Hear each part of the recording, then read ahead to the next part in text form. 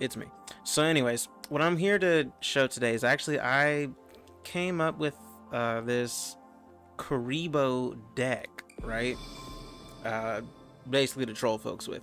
I like to do troll decks when it comes to Yu-Gi-Oh. Yu-Gi-Oh right now is way too hectic, way too crazy, way too different from what it was back in the OG days, for me to enjoy in a competitive sense. So what I do have a sweaty deck. If people want to like do a sweaty deck battle, I have that too. But I prefer to do more trolly stuff just to actually have fun and enjoy the game.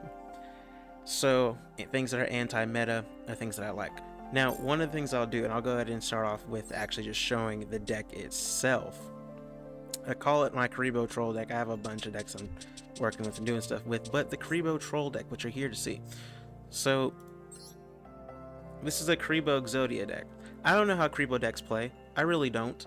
I didn't look up the meta for Kuriboh decks. I honestly do not know a thing about how to play a typical Kuriboh deck. So if all Kuriboh decks do Exodia and this is like something that everyone else and their mom is doing, my apologies. I didn't even look up to see if this was a thing. I'm just making this video to show what I came up with on my own and how much fun I am having with it. So if you like the deck, go have fun with it as well. So of course, we have your standard pieces of Exodia here, right?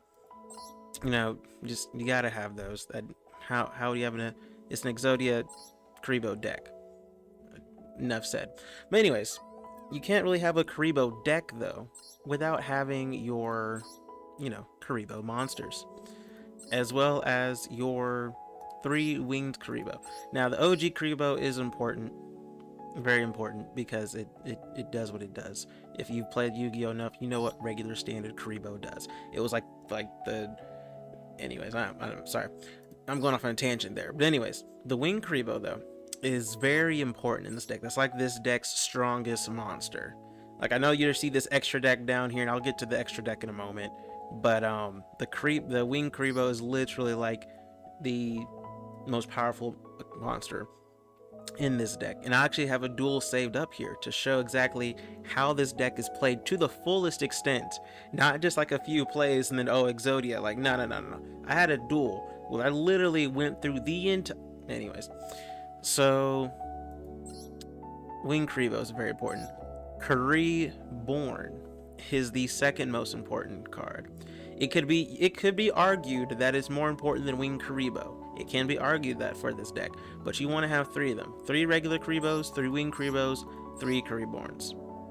Now, since the last time I touched up on Yu-Gi-Oh, these other Kuriboh,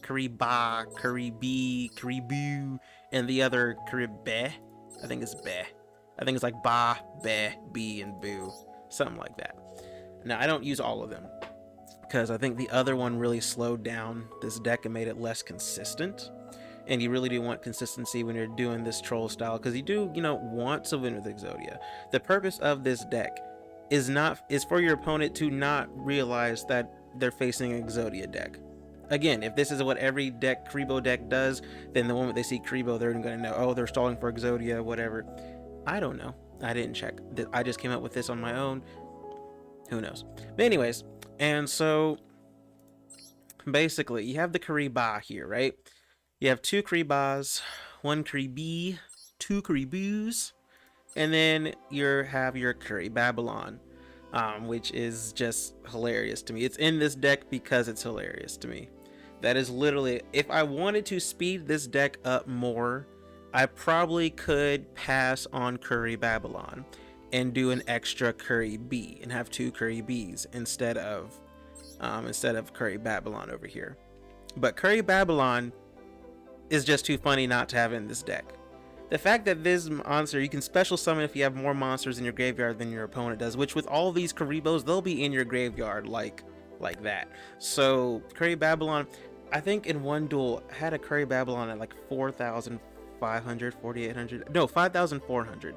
I had him at 5,400 to one duel. It's not the duel I'm going to show, unfortunately, but I did have him there, and it was crazy.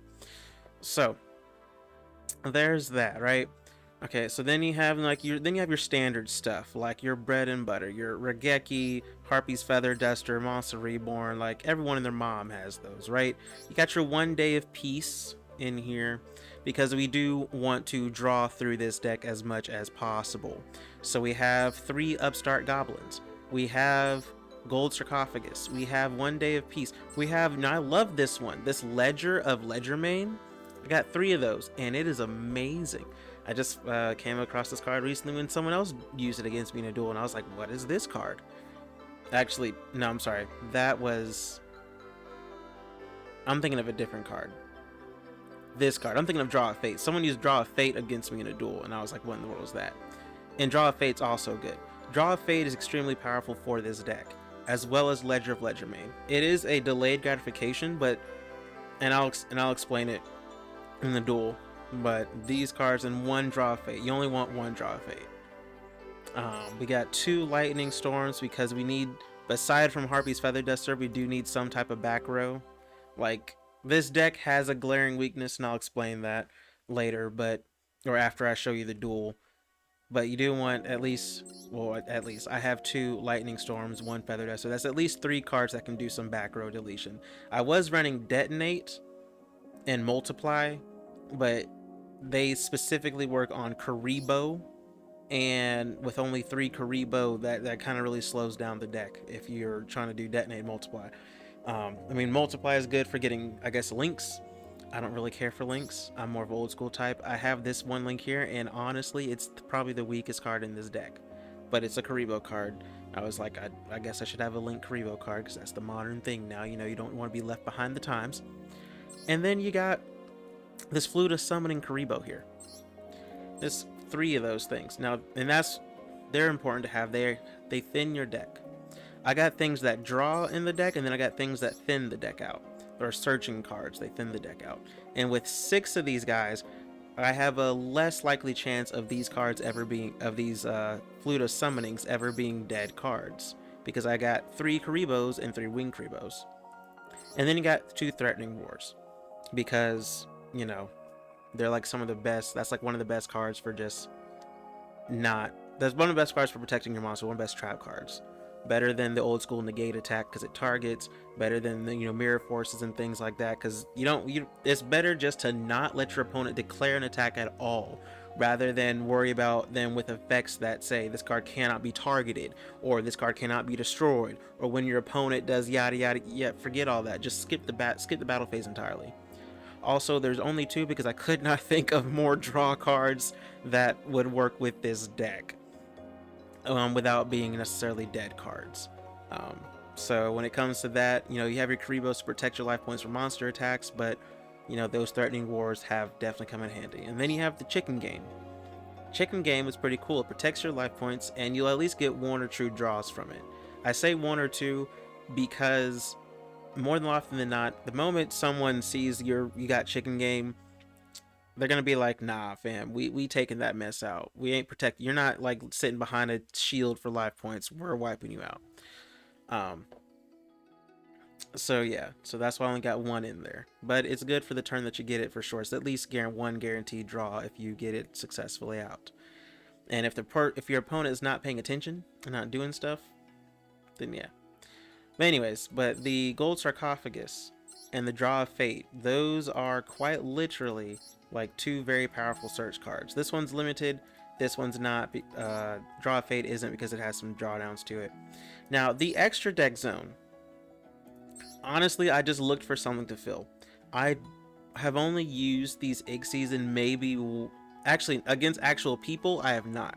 Against the CPU on Master Duel, because it's a very limited CPU with a very slow deck, at least the ones that I've seen on there, you can have enough stuff in the field to get these Ixies out. But these Ixies are optional win conditions, just like Curry Babylon is a funny win condition.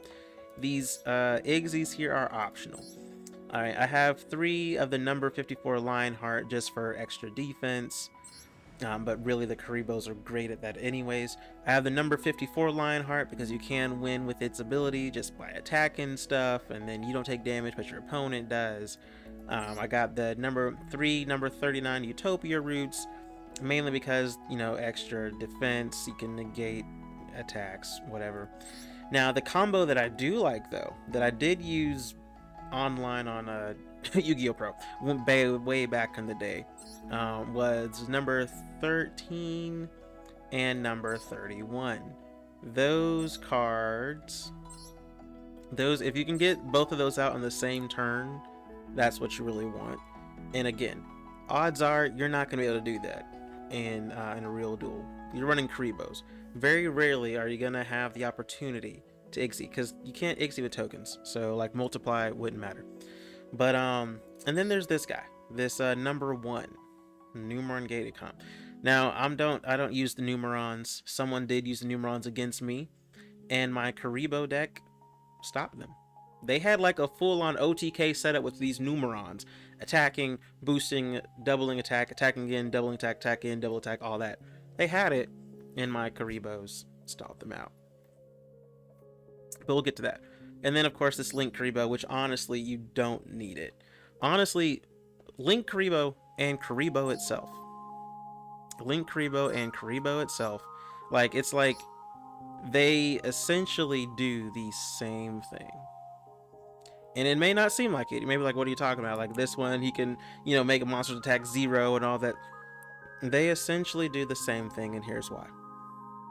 When an opponent's monster declares an attack, right? Here's what happens. With old school Kuriboh, original Kuriboh, they attack. They either attack your life points or they attack a monster. Either way, they attack. And if you would take damage, you can do this, use his effect, and you do no damage, and Kuriboh is gone. So this monster is gone. In other words, monster declares an attack, opponent declares an attack, Kuriboh's effect activates, Kuriboh is gone, you take no damage. Okay. Link Kuriboh. When an opponent's monster declares an attack, you can tribute Link Kuriboh, make that opponent's monster's attack 0 until the end of the turn. And then you can get Link Kuriboh back later by sacking another thing so you can easily get Link Kuriboh out. That's no problem. But the first part of its effect, tribute this card, change bonus. So in other words, opponent's monster attacks, Kuriboh's effect activates, or Link Kuriboh's in this case, effects activates. Link Kuriboh is gone, you take no damage. Opponent's monster declares an attack, Kuriboh's effect activates, Kuriboh is gone, you take no damage. Opponent's monster declares an attack, Link Kuriboh's effect activates, Link Kuriboh is gone, you take no damage. They are literally the same. In that sense. They do the same thing in a different way. The only situational thing I can think of where Link Kuriboh is actually worth it to me to use is in those situations where you have a monster that can attack multiple times per battle phase. In those cases, Link Kuriboh is better because Link Kuriboh will make that monster's attack 0, in which case that person's not going to attack. So it's situational, but it's available. If they're not in that type of situation where they can attack multiple times from one monster, then just use Kuriboh. But Link Kuriboh would really just be for those monsters that can attack multiple times in one turn. And you want to use it specifically on that monster. However, again, you want that to be the situation, but that's only really going to be the situation if that's the only monster they have in attack mode. Because if they have other guys there, it's not like Link Kuriboh can be face down, right? It's got to be face up. So they're going to see it. Any smart person would read the effect and be like, oh, well, I don't want to attack you with my monster that can attack multiple times because you'll make his attack 0. I'm going to attack you with this other one with your 300 attack because you're going to use it because it's only 300 attack. So you're not just going to let it go. So you're going to do your thing with that, and then my monster that can attack multiple times is going to attack multiple times. So even then, like, Link Kuriboh is very situational. In other words, this extra deck is only there to make your opponent think that you've got some stuff going on with your extra deck. That's really it. Like, I've had folks use Max C on me with this deck, and I'm like, bruh. But anyways, but enough of that. That's enough explanation for now, at least enough before this. I'll explain more in the actual duel itself. So let's go ahead and get to that.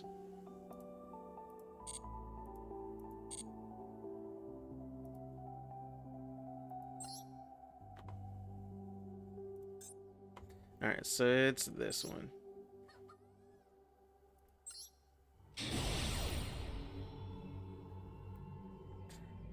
Now, this duel right here was awesome. I'm going to pause it, though, throughout to explain some things, and so you can see how this deck is actually played. Alright, so let's duel. Alright, so, can you see? Okay, good. My thing isn't blocking too much. You can actually see what's going on. I will have to move the thing later as this duel goes on, but my camera is fine right now, and that's what matters. So, starting offhand, right, we got Kuriboh, good, that's fine. We got Kuriboh, awesome to have in your hand, because it has an effect in your hand that you want to use. We got Kuriboh, not bad to start with. Kuriboh is going to be the one going on the field. Harpy's Feather Duster, good, we start off with some back row. And then we got Ledger of Ledger Mane. Awesome. This is a good hand. This is a good hand to go for. So we put the Kuriboh down. We get our 3. Now hold on. So now that we have our 3 down, and the reason I like, and one of the main reasons I like this card, because there's also, you know, that super slow Pot of Greed, Shard of Greed is what it's called. The reason I like this more than Shard of Greed, right? Because someone may say, well, Shard of Greed's only 2 turns. This is 3 turns. This Ledger of Ledger Mane is 3 turns. You know, the thing is, Shard of Greed stays in your zone, and you have to wait 2 turns. When it stays in your zone, that's 2 turns that your opponent can destroy it, because they can see it. They know what's going to happen if they don't destroy that thing within those 2 turns. A lot of meta decks have stuff that destroys back row or whatever, or just anyone who happens to draw their Harpy's Feather Duster, and that's gone. Whereas Ledger of Ledger Mane, yeah, it's 1 turn more, but you play it, and the cards are automatically removed from play, so there is no, like, put them in the graveyard and then someone banishes stuff from the graveyard and all. No, they're just removed from play or banished. Very few cards will mess with your banished zone.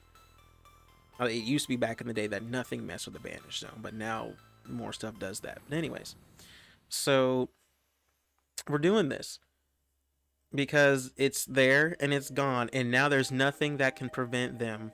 Okay, next to nothing, unless they have some specific card for messing with my banished zone that can prevent them from letting me get these 3 cards. On top of that, these 3 cards are sent face down. However, I can still see what they are. And not just because this is a replay. I mean, in the duel itself, in Master Duel, you can see what all your banished cards are, even though they're banished face down. Face down just means your opponent can't see them, pretty much. I still see what they are, which is cool. Someone's looking at me now like, bruh, that duh. And I'm over here like, look, man, I ain't played Yu-Gi-Oh! That much in a few years, man. I'm casual. Anyways, so I can see what I got. I already got a piece of Exodia. I got another Ledger coming up, and I got a Kuriboh. So I'm like guaranteed to get these if I can survive, you know, the next 3 standby phases. I can get these. Cool. So we keep going.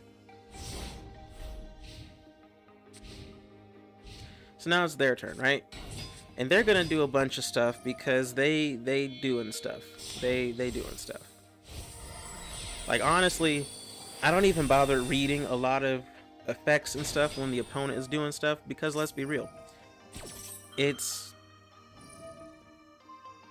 really means nothing. If there's nothing I can respond to and interrupt, then it does not matter what their effects are until it's my turn. Then I'll read effects and see what I'm dealing with, and then I'll make my moves off that. But while they're doing their stuff, if I got nothing I can respond to, or nothing that really matters to respond to, then I'm not bothering to stop all the time, read all their effects. The game is slow enough as it is, with people being able to have 8-minute turns. Or something close to that.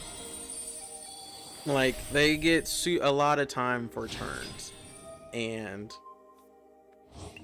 you know, with all these special summons that people do, like, honestly, I do low-key wish that they would make a rule in Yu-Gi-Oh! A hard rule where you can only do a maximum of 3 special summons per turn.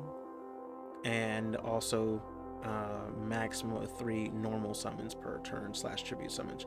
And by that I mean, like in the case of the monarchs, you know, who their whole thing is getting extra normal summons, extra tribute summons, stuff like that, aside from the standard 1 that you're allowed.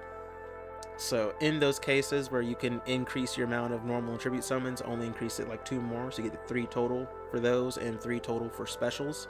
That's what I'm talking about. Because Yu-Gi-Oh has just gotten ridiculous. People go through like half their deck or their whole deck in the FTK world in like one go. Like, no. So anyway, so they attack Kuriboh. Now Kuriboh lets me get this any spell card that specifically says Kuriboh in its name, or not in its name, but in its like whatever, specifically mentions Kuriboh. Well, I only got 3. So Kuriboh is a deck thinner to get my other deck thinner, to get my awesome shield. Because now I have this, using Kuriboh's ability, get him back at the end of the end phase. So shield's there, we're good. So now we get another drawer, we get upstart. Now first things first is, yes, if they got back row, before I do anything that they can react to, negate, all that stuff, I want to make sure I'm as safe as possible to do any of the plays that I'm about to do. So first thing is back row. That is the one of the weaknesses of this deck in particular is that it's not entirely strong against back row. We're strong against monsters, that's no problem. And actually, we love if the opponent uses skill drain. Like, I've almost considered either adding and making a 41 card deck, or replacing some card with skill drain, because this deck is perfectly fine with skill drain. We don't care about skill drain. It works for us, not against us. Because then because Kuriboh decks handle beat sticks like no problem. All these monsters with their high attack 4,000, 4,300, we don't care if they don't have abilities like piercing. We are extremely weak to piercing. This deck will die to piercing and to burn. This deck gets burned like crazy. Like Red Eyes burn and like Cubic burn, stuff like that. Someone did a crazy burn deck on me like just before I did this stream. Like they burned me out in 1 or like 2 turns. It was that bad. Yeah, we are not strong against burn or piercing. Hey, thanks for the follow there, Payrox. Say hi to YouTube, because this stream in particular is specifically for YouTube video. After this stream, I'm gonna end stream and then restart later. So say hi to YouTube. Except I don't have comments showing, so yeah. Anyways, so they're gonna do their thing and just have at it and go through all their stuff, right? Because now that I've activated this, I see what stuff they're doing, and it's made it safer for me to actually use what I'm going to use.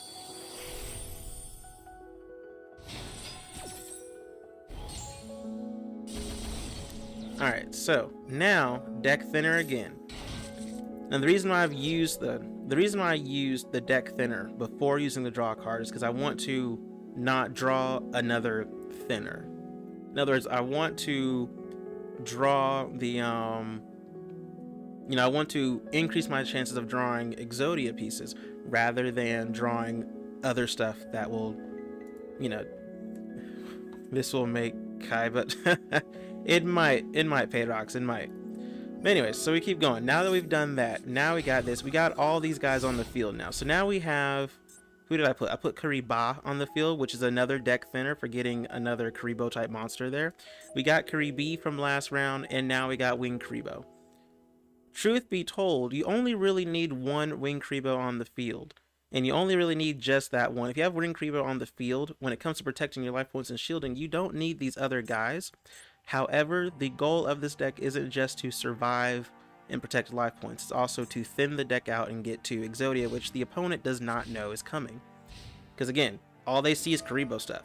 I have nothing to indicate or show that I am doing Exodia. Unless everyone with Aaron their mom with a Kuriboh deck does Exodia. In which case, my bad. I thought I was onto something.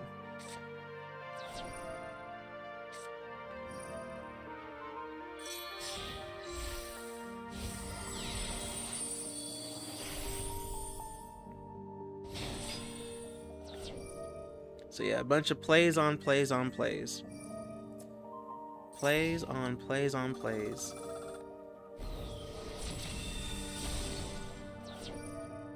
Oh yeah, and that was another thing. I forgot. The Kuriboh also has the ability to straight up just negate an attack if they attack another Kuriboh type on the field. That's another thing why I like about this card. Kuriboh is pretty good.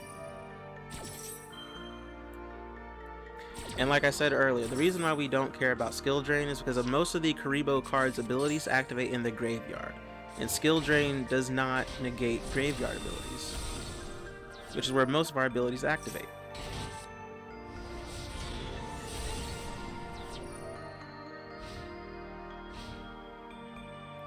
Alright, so now the turn's up.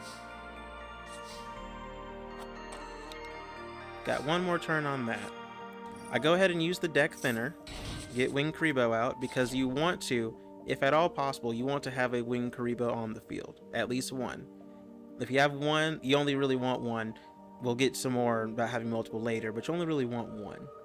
Now, when it comes to Gold Sarcophagus, you would think that, well, you know, the goal of this deck is to win with Exodia. It's a Kuriboh deck, but we got Exodia. We want Exodia. We do not search for Exodia specifically, unless it will literally win us the duel to use this card to get Exodia. We don't do it, because the element of surprise of this deck is that it is an Exodia deck. It's a bunch of Kuribohs. They don't see us having any win conditions. Eventually, they'll probably figure it out. But this dude's sitting over here with like 31 cards left in their deck, 9 in their graveyard, and a bunch of other stuff here. So this deck was a beefy sized deck.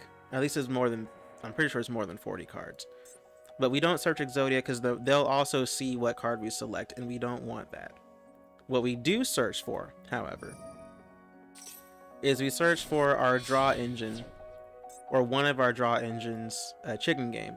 It's potentially our most powerful draw engine. It's not, because no one will ever let it get that far, but it's pretty good.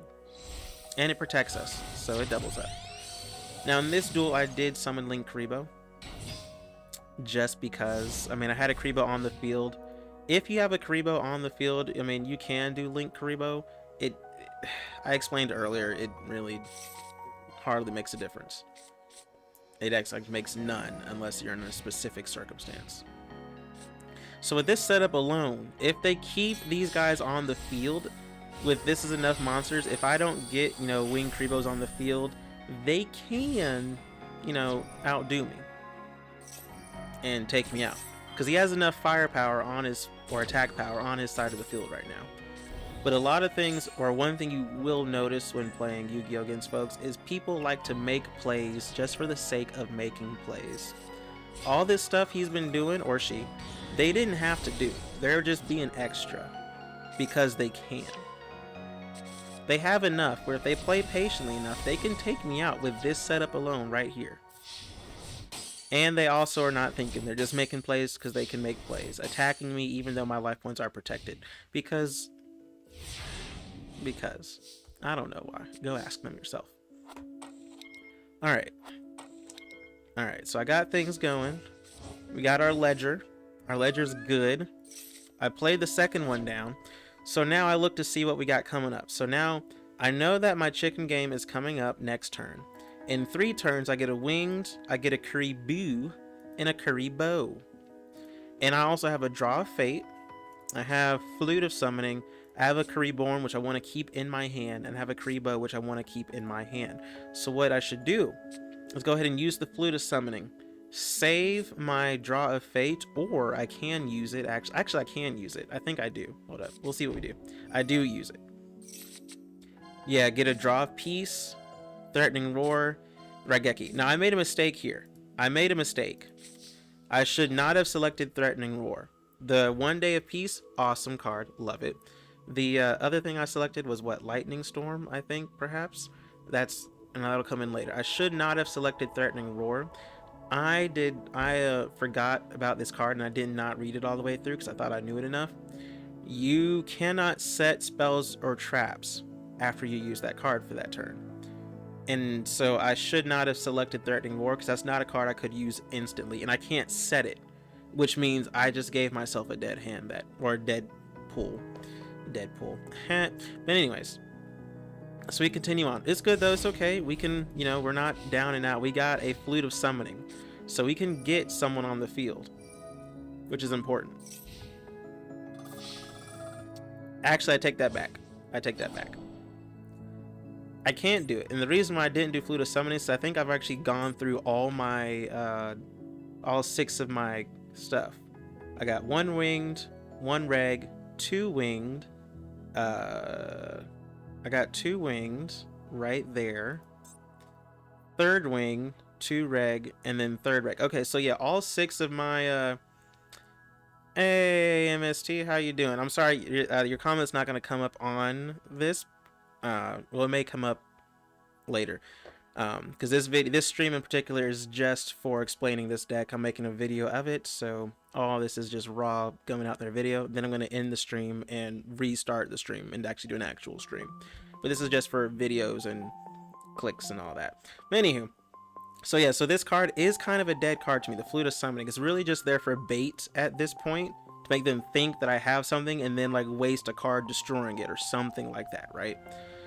So they attack, and I use one of my favorite cards in this deck, Kuriboh.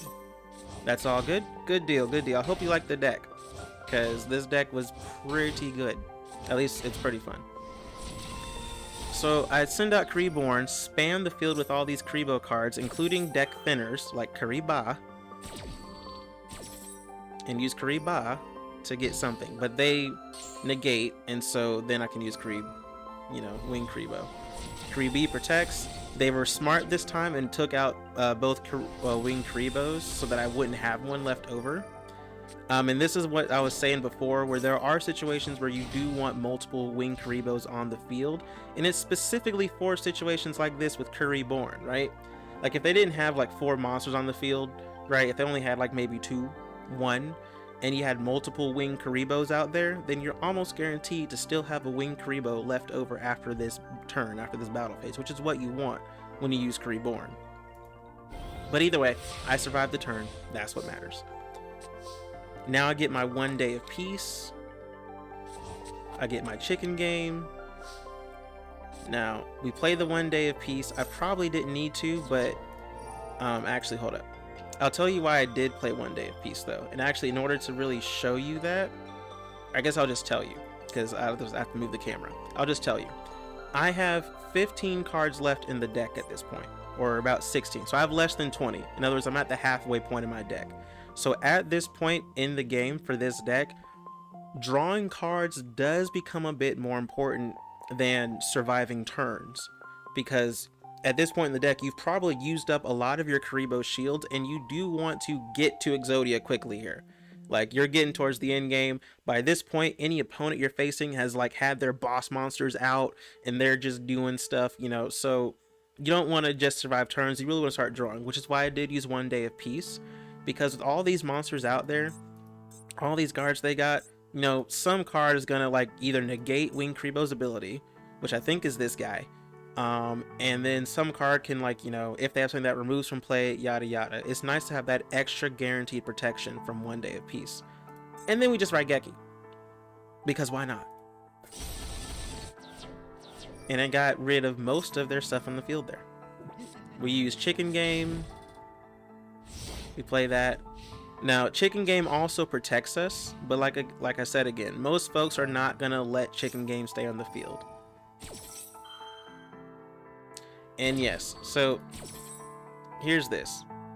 So like I said, I used 1 day of peace, so I'm already protected from life points. They can't touch me, life point wise. They can't touch me, but they can still wipe my Kuribohs, which I want them saved over for the next turn, because you got to start thinking ahead here, not just the turn that you're on.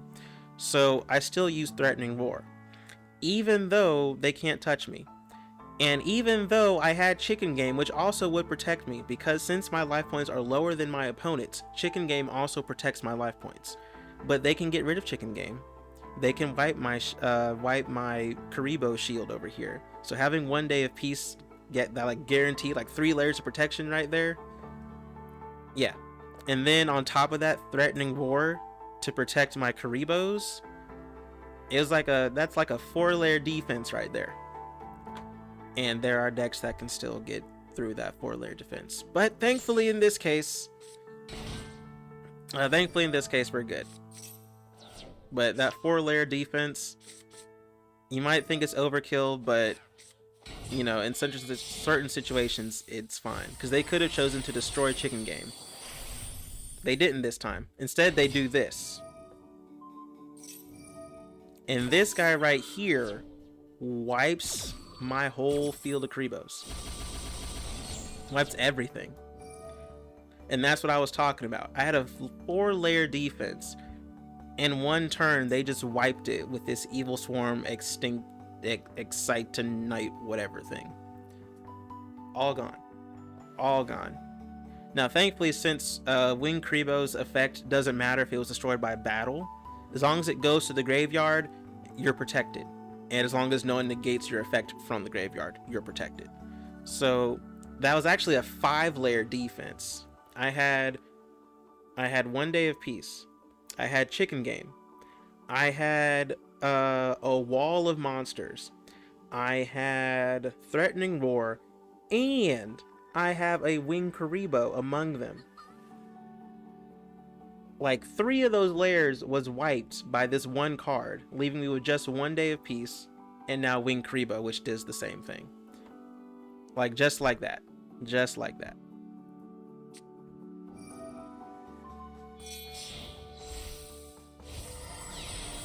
And so now that he's destroyed everything, he's like gonna rank up now. It's battle time. Let's go. I don't remember. Do they attack me this turn or nah? I don't remember.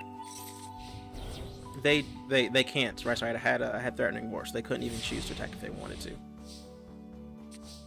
So now we're drawing. And so now here we are. I literally had to end this turn because there's nothing I could do. You want to keep Kuriboh in your hand, it actually doesn't matter. It kind of does. Kuriboh is actually better in your hand than on the field, because if they do an effect that just destroys them entirely and then they attack, that bites. So you do want to keep them in your hand because hand traps are harder to negate, and the OG hand trap Kuriboh itself is harder to stop. Even though if I put Kuriboh down and then they destroy it, I can use Kuriboh, put Kuriboh down and then they destroy it with a battle, I could use Kuriboh to get it back. However, at this point in time, I believe I actually have another, yeah, I do have one more Kuriboh in the graveyard, which is another shield, which is fine, which is what we want. Because notice something else. They're sitting at 20k life points. I'm at 7k. And the only life points I have lost was because I chose to use Chicken Game, my own card. So they haven't touched me this whole time. I have 13 cards left in my deck. They got 23. They haven't touched me. But they'll try. They'll most certainly try. He or she, whoever they are.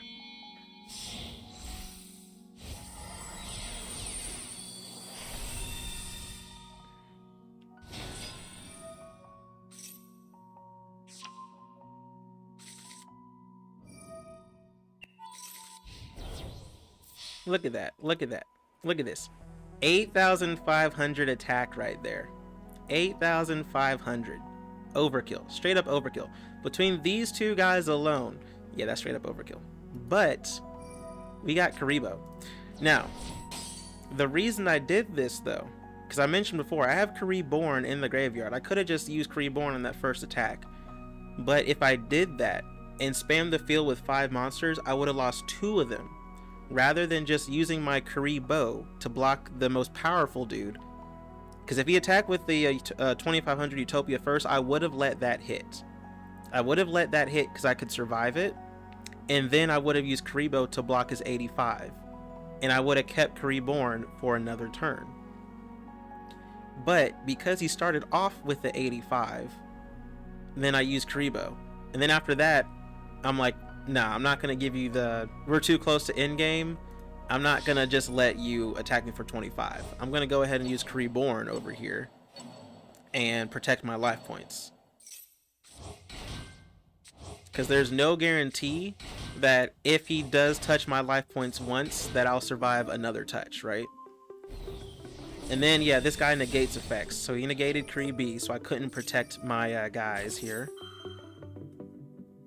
And it's actually a permanent negate too while it's face up on the field. It's not just per turn. But once per turn, this guy can just negate. Yeah, see, I tried to do it, and I was like, oh yeah. And then they're smart. They attack the Winged Kuriboh, so that way I don't have another one. But at the end of the battle phase, I'm bringing Winged Kuriboh right back because I got Kuriboh in my hand. And now that means I have Kuriboh again in my graveyard to do a whole other spawn. So at this point in the game, I have 11 cards left in my deck, and you see I have 2 pieces of Exodia. 11 cards left. First off, I've gone through over a third of my deck and don't have all of Exodia by now. But odds are, I mean, out of 11 cards left, come on now. Come on. So now I get a Kuriboh and a Winged Kuriboh and a Kuriboh back in my hand, or in my hand from Ledger of Ledgermane. So they negated Kuriboh's, they negated Winged Kuriboh's effect, which they didn't have to, because they can't stop it. And this is why I say we don't really care about skill drain. Skill drain only really affects Kuriboh in this deck. Everyone else is pretty much fine, because most of their effects activate either in the hand or the graveyard. See, now I got another piece of Exodia. We doing good. Put down my other Winged Kuriboh who does have an ability still. They negate that one. That's fine. We don't care. Now these guys are sitting where if I get attacked by both of these guys, we're done. He negates the Winged Kuriboh and when he attacks it, but Kuriboh's effect activates in the graveyard, so we don't care. We're good. But still, you know, it is what it is. I get a Threatening Roar, which is nice. And I put down my other one, my Kuriboh. I now have 9 cards in the deck. Come on now. I have 2 pieces of Exodia. Come on now.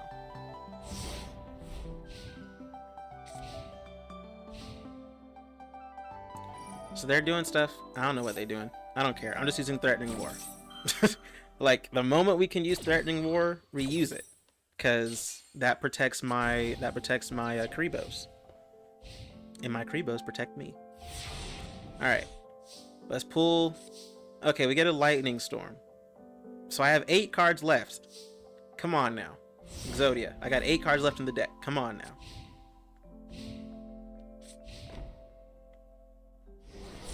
So attack the Winged Kuriboh. The effect activates, which doesn't matter either because I got 2 monsters, but still. Alright, so now that I have no face-up monster. Alright, so I drew Curry Babylon. the funny spike little ball that's really just here for memes. But I now have 7 cards in the deck, 2 pieces of Exodia left. Come on now. But I have no card face up, so I can use Lightning Storm. And the priority, you would think my priority is the monsters on the field, because I mean, I could die to them at any time, but no. Priority with this deck in particular is always back row, and I only have 3 cards in this deck that can get rid of back row. So that's what we go for. Destroy as many back row as we can. That also forces them to trigger stuff if they're going to trigger it. So they use it not at the time that they preferred to use it at. Look at that. Look at this overkill here. Look at this and here's something that's funny as well. So this is where I think that they decided that they had this duel in the bag, and that they were going to just mess with me for a bit. And I think this is what cost them the duel here, because I believe they might have won if they didn't do what they just did right now. This guy is attacking, or one of them attacked. I don't know who attacked first. It was one of them attacked, but okay, he has 2 things left. But what happens is they used their Utopia to negate their own attack, and I'm pretty sure this is what cost them the duel. They could have won. I'm pretty sure they could have won if they didn't. I mean, I had Kuriboh in my hand to block whatever they did next. Like, I could have lived this turn regardless. But yeah, they negate their own attack and then do that, which means I save my Kuriboh in my hand. So now we draw. 6 cards left. I had 7 cards, still don't got Exodia. Alright, but I got Monster Reborn, Who gets reborn? Wing Kuriboh, of course, always. Like, that is a whole turn right there. You can negate its effects. I don't know why they did that. They should know by now it's pointless, but they did. Who cares? Whatever. Hey, Jay Dilly. Say hi to you. Well, I would say hi to YouTube, but I don't have the comment box up right now.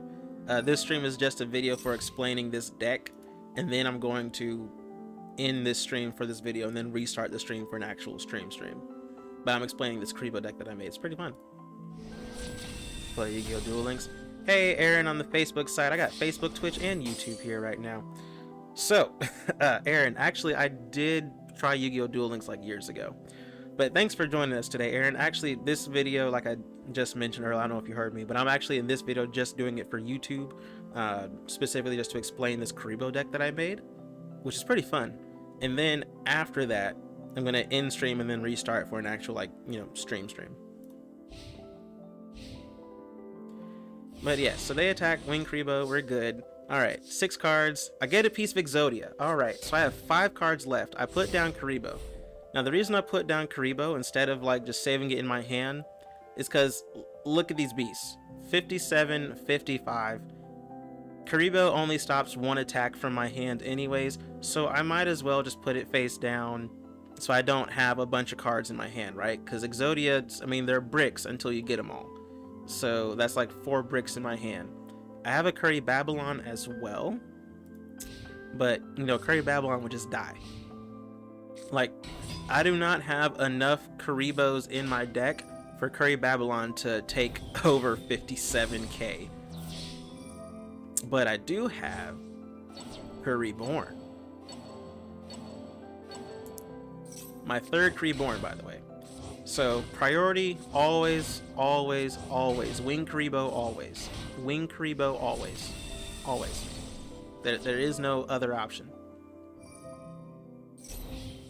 And yes, I got to negate has that attack, save my Wing Kuribohs for another turn. I drew a Lightning Storm. Hold up. I had 5 cards left. 20% chance to get my missing piece of Exodia. And I draw a Lightning Storm. A card that I cannot use right now. So, my only thing we can do is end the turn. Let them do their thing.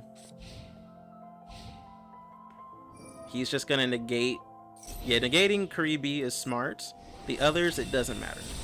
Because their effects activate in the graveyard or in the hand, so it doesn't matter. But attacking Wing Kuriboh is smart on their end. Alright, so here we go.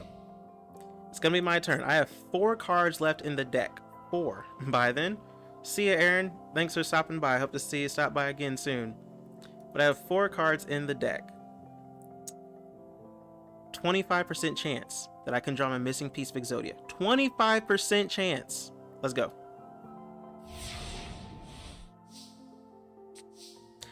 I draw Upstart Goblin. Not bad, not bad. That's another card I can draw. Okay, so I have 3 cards left in the deck now. 33.3333333% chance of my missing piece of Exodia. Let's go. Upstart Goblin. Come on, give me something good. Another Upstart Goblin. So now I have 2 cards in the deck. 50% chance. Come on now, these are the best odds you can get. 50% chance that my next card is a piece of Exodia. 50% chance. If it's not, if I don't get Exodia, I'm pretty sure I've used all the draw cards in this deck. I don't have a lot of draw cards, but I'm pretty sure I've gone through all my draw engines in this deck. So if I don't get Exodia, we're gonna be in a tough spot because those big beefy dudes over there, I've used most of my shields. All 3 Kuribohs are removed from play. They've put in their work. They've done their purpose. I got nothing else. Nothing else. So all I can do, right? If I don't get Exodia, well, you'll see. And I don't. I did not get Exodia. 50% chance. You're telling me that my last missing piece of Exodia was at the very bottom of the deck. The very bottom of the deck. All the stuff I was doing, all the plays I've made, they ain't touched my life points yet. Like, all of that stuff. And Exodia is the very last card, and this turn is make or break. Because I won't survive the next turn. I mean, I kind of paused it at an odd spot. You see I got Kuriboh in attack mode. Kind of like I'm giving up. Because, I mean, like, here's the thing, right? 5,700, 300, 5,500. The 300 dude is just going to take out my Kuribohs, and then the 57 and the 55 are going to attack, right?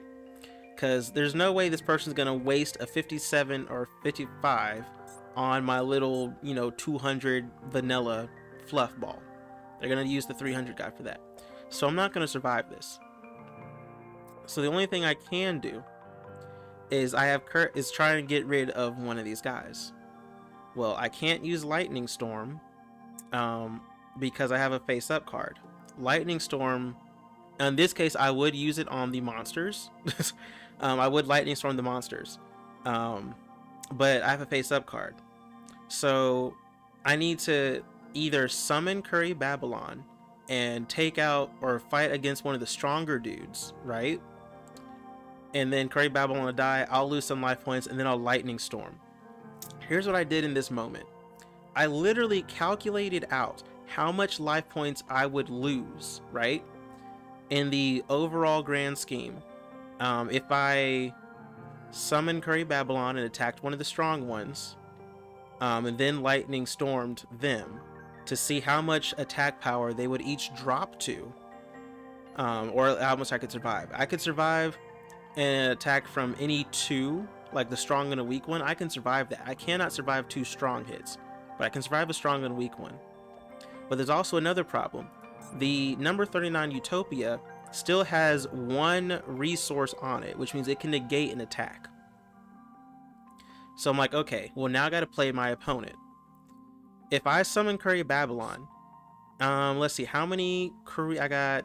1, 2, 3, 4, 5, 6, 7, 8, 9, 10. So that's 3,000, 3,300, so 3,300 attack power would be added to this 1,500. That would make him 4,800. I will summon a fluff ball with a spike with 4,800 attack points. And I'll be attacking one of them. At this point, I don't think my opponent would even allow it. Because at 4,000 whatever, they're going to just be like, nah, we're going to negate your attack, and then we're going to finish you off next turn. Which I thought they might do.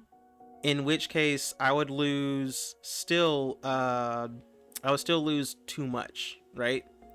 I would lose, let's see what, 4,000 something. I think I did the math like 900. 55 makes it 64, and then, okay, I might have survived it. But I also wanted to get rid of them entirely, or just survive the turn. So I decided, you know what?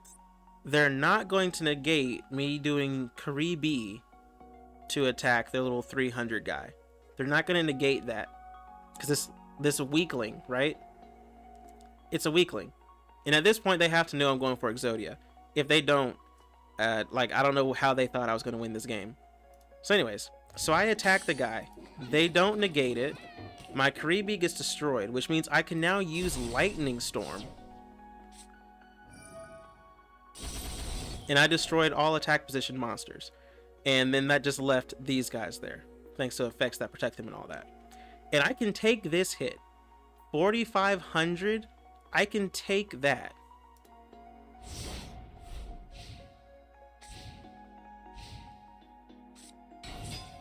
Anyway, summon that. And at this point also, notice that they have no more monsters in their extra deck. They've gone through all their entire extra deck. They've gone through. The only time I've lost life points has been to Chicken Game and to me attacking a monster so that I could use Lightning Storm. That's how stally or powerful this deck is, or can be, against the right type of deck. They didn't touch me. I only did all that to myself.